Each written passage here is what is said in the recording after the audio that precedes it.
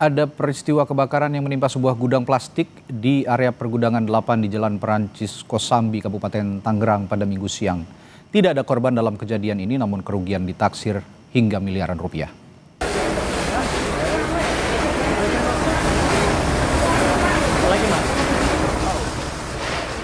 Asap tebal membumbung tinggi dari salah satu gudang plastik yang terbakar di pergudangan 8 di Jalan Kali Perancis Kosambi, Kabupaten Tangerang, Banten. Angin yang cukup kencang ditambah banyaknya barang yang mudah terbakar, seperti bahan kimia dan biji plastik di dalam gudang, membuat api cepat membesar dan meludeskan seluruh isi dan bangunan gudang.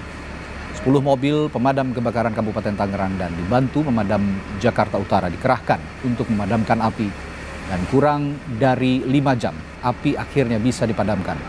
Polres Metro Tangerang Kota masih menyelidiki penyebab kebakaran gudang plastik ini.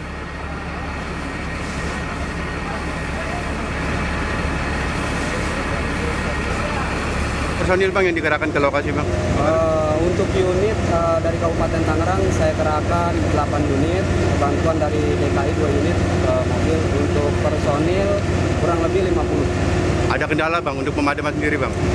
Untuk kendala sumber air Pak, agak terlalu jauh, jadi nanti akan kami buat sistem statis, jadi tidak putus sumber air.